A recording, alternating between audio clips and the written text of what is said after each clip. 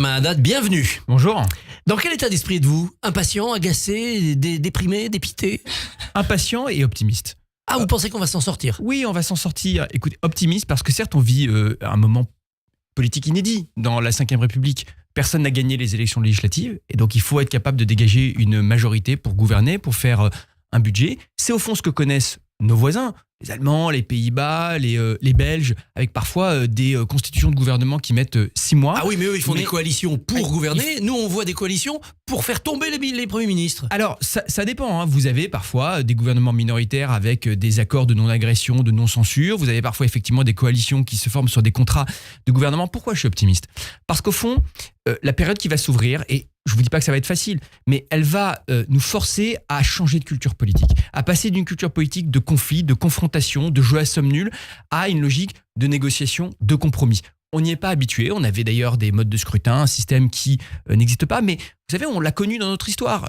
Pendant les vacances d'été, j'ai lu une biographie d'Aristide Briand.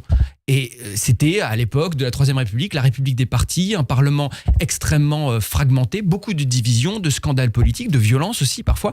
Et pourtant, on a pu avoir des avancées sociales, politiques majeures dans l'histoire de notre pays. Aristide Briand, c'était le rapporteur de la loi de 1905, la loi sur la laïcité, qui a été construite par le Parlement en quelques années, l'aboutissement d'un processus de négociation entre des forces politiques pourtant antagonistes. J'espère que l'on pourra retrouver ce type de culture politique et la période en tout cas nous y invite. Autour de qui? Xavier Bertrand, David Lisnard, Michel Barnier, Bernard Cazeneuve. Lequel de ces quatre pour l'instant vous semble le mieux placé pour ne pas être censuré tout de suite? Écoutez, le président de la République a pris ses responsabilités. Son rôle constitutionnel, c'est de nommer le Premier ministre et de trouver une solution de stabilité pour le pays. Donc il s'est lancé dans un processus de consultation. Il a rencontré des candidats, il a rencontré des anciens présidents de la République, des chefs de parti. On verra le nom qui émerge.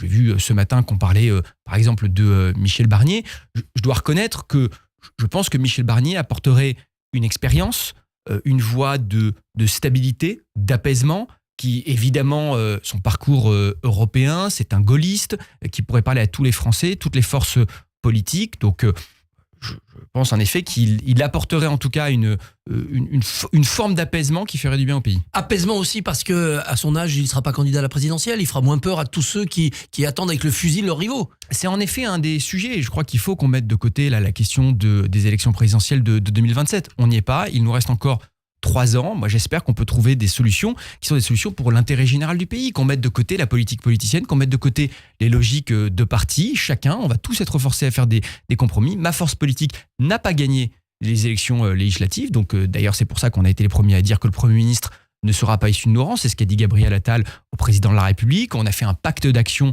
des députés sur la revalorisation du travail, sur la transition écologique, sur l'Europe, un certain nombre de priorités cet été, mais tout en disant, c'est pas à prendre ou à laisser. On sait qu'on va devoir faire des compromis et se mettre autour de la table. Donc maintenant, il faut chacun qu'on y mette du sien et qu'on pense à l'intérêt général. Quel que soit le vainqueur, on a l'impression qu'il ne pourra rien faire à part continuer les affaires courantes, puisqu'il sera en permanence sous la menace d'une censure. Dès qu'il aura une proposition un peu courageuse, il aura une majorité contre lui. Je ne le crois pas, je ne l'espère pas. En tout cas, il y a des urgences pour notre pays. Vous avez vu l'état de nos finances publiques. Il faut qu'on ait un budget courageux qui pose des questions comme la maîtrise et la baisse de la dépense publique, comme continuer à soutenir la croissance, la production, la création de richesses. Et donc, ça veut dire faire baisser le chômage, continuer à soutenir nos entreprises, continuer à avoir une fiscalité compétitive. On a des choix importants à faire pour les Français. Une fois de plus, mettons de côté la politique politicienne et regardons les enjeux majeurs auxquels nos pays font face. Si c'est Michel Barnier qui vous dit « Benjamin, venez au gouvernement m'aider, vous êtes comme lui un spécialiste des relations internationales », vous y allez? Non mais là, moi je suis en train de vous parler d'intérêt général et de fond. On n'est pas en train de faire des castings. Moi j'ai eu la chance d'être réélu cet été et donc j'essaierai de contribuer à ma façon. Mais là je crois que le plus important dans les prochaines semaines, c'est que le Premier ministre, quel qu'il soit, et quelle que soit la force politique dont il est issu, il devra aller solliciter la confiance des parlementaires. Et donc il faudra qu'il y ait un débat, une négociation sur la constitution d'une coalition. Nous plaidons depuis le début pour une coalition qui va des forces social-démocrates aux forces républicaines de droite, qui se constituent sur un certain nombre de sujets comme la valorisation du travail, comme la défense de valeurs fondamentales comme la laïcité, la République, l'Europe, comme la transition écologique. Et donc j'espère qu'on pourra aboutir à un contrat des forces politiques modérées en ce sens. Elle ne vient pas, la partie gauche, vers cette proposition-là. Encore hier, le PS vote des résolutions pour bloquer tout ce qui ne serait pas abrogation des retraites. Les sociodémocrates ne sont pas au rendez-vous. Non, ils ne sont pas au rendez-vous, vous avez raison de le dire. Moi, je le regrette que le Parti socialiste, sous la houlette de M. Faure, continue d'être la béquille et le supplétif de Jean-Luc Mélenchon, des forces extrémistes de la France insoumise, qui pourtant ont fait de l'antisémitisme leur carburant électoral, qui ont bafoué nos institutions avec leur comportement violent dans l'Assemblée, qui aujourd'hui encore appellent à destituer le président de la République, qui appellent à manifester contre les résultats des élections dans la rue le 7 septembre. Tout ça est profondément irresponsable. Et donc j'espère que les socialistes vont redevenir la force de gouvernement social-démocrate, européenne, laïque, qu'ils ont été au cours de leur histoire. La France insoumise reproche à Emmanuel Macron de donner les clés au RN, c'est-à-dire que on consulte le RN et à chaque fois ils disent ah bah non, celui-là on censure, celui-là on n'en veut pas, comme s'il co-gouvernait. Non mais c'est l'hôpital qui se moque de la charité. Les seules forces politiques qui se sont alliées avec des mouvements extrémistes aujourd'hui en France, ce sont les socialistes et les écologistes, en acceptant de s'allier avec Jean-Luc Mélenchon pour des raisons électoralistes. Et pourtant un parti avec lequel ils ne partagent pas les valeurs. Ou alors est-ce qu'ils sont d'accord quand Rima Hassan dit qu'Israël est une monstruosité, que le Hamas est un mouvement légitime? Est-ce qu'ils sont d'accord avec la demande de décision du président de la République et les manifestations dans la rue pour mettre la pression sur l'Élysée? Est-ce qu'ils sont d'accord avec ceux qui disent qu'il faut aller marcher sur l'Élysée? Voilà les seules forces qui sont aujourd'hui les supplétifs d'un mouvement extrémiste qu'est la France insoumise. Parmi ces députés qui sont liés à l'LFI, il y a François Hollande. François Hollande qui dit gouverner c'est nommer. Macron doit nommer, voilà. Vous savez, j'ai écouté François Hollande hier. Moi, j'aurais préféré qu'il mette sa stature présidentielle, son expérience d'homme d'État qui a traversé des crises majeures, qui a un bilan important sur les questions internationales, sur le soutien à l'Ukraine, la lutte contre le terrorisme. J'aurais espéré qu'il mette cette expérience au service d'une solution. Qu'il dise, voilà, il faut maintenant qu'on accepte de faire un pas vers l'autre, qu'on fasse des compromis, qu'on travaille avec le président de la République, avec les forces, avec même des forces avec lesquelles on n'est pas d'accord, c'est-à-dire les Républicains ou la formation présidentielle, et qu'on trouve une solution pour les Français.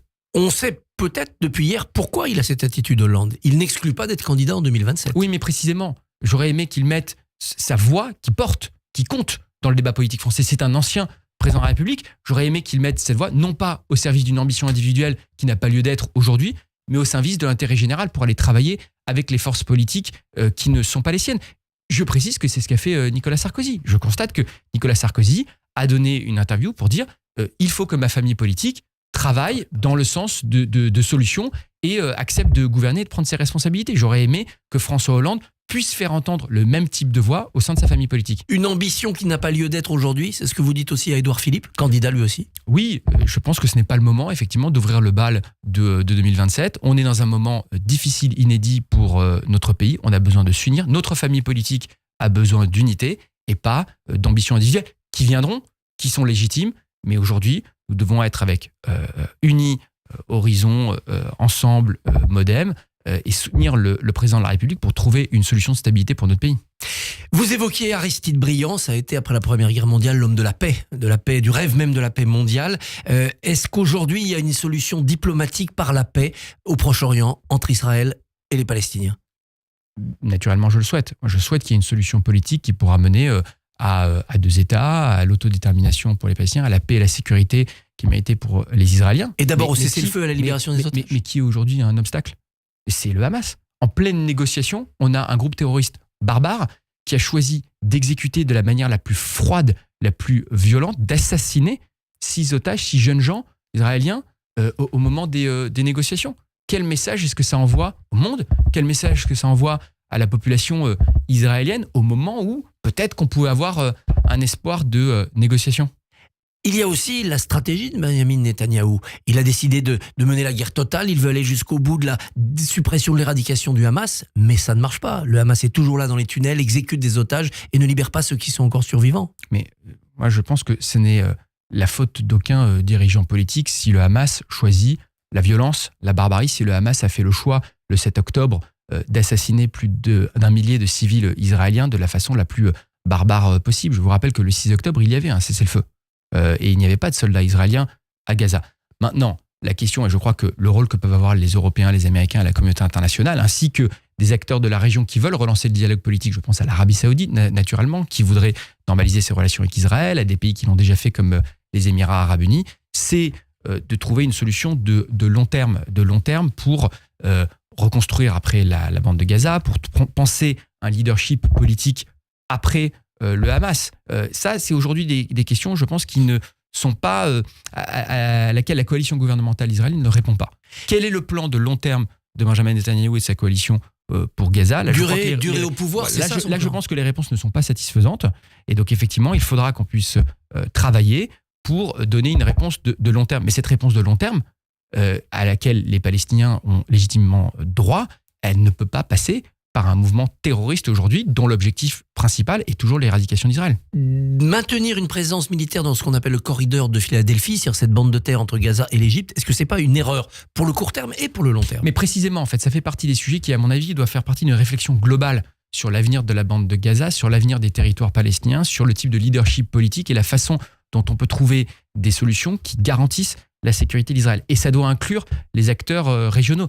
Évidemment, l'Égypte, qui est frontalier de la bande de Gaza. Et on a vu passer alors, il y avait bien sûr les tunnels, mais enfin, en réalité, même par des camions, des armes, du soutien au Hamas. Donc, il faut trouver des solutions qui peuvent garantir la reconstruction, la pérennité de la bande de Gaza, tout en garantissant la sécurité d'Israël. Dans cette solution globale, vous mettez aussi la Cisjordanie, avec l'éventuel démantèlement d'implantations, de colonies, comme disaient les opposants d'Israël? Je pense que ça devra faire partie de la solution, c'est-à-dire effectivement, à un moment, donner une visibilité, une vision pour une autodétermination des Palestiniens et effectivement avoir une solution politique. Mais une fois de plus, tant qu'il y a des mouvements terroristes dont l'objectif premier n'est pas de trouver une solution politique pour les Palestiniens, n'est pas d'aider le quotidien des Palestiniens, mais l'éradication d'Israël par la violence et le terrorisme, il n'y a pas de solution politique possible.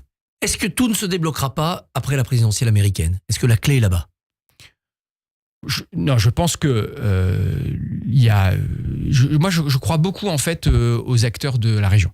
Je crois beaucoup à la dynamique qui avait été lancée avec les accords d'Abraham, avec des pays comme Bahreïn, le Maroc et bien sûr les Émirats Arabes Unis. Je pense que les Saoudiens tiennent une clé importante et que si un accord israélo-palestinien s'accompagne d'une dynamique de normalisation régionale, avec aussi les investissements qui pourraient aller dans les territoires palestiniens de la part d'un pays comme l'Arabie Saoudite, mais aussi en posant la question de l'agressivité du régime théocratique iranien dans la région, qui est aussi l'un des principaux soutiens du terrorisme, que ce soit le Hamas, mais aussi le Hezbollah, les différentes milices houthis qui déstabilisent la région.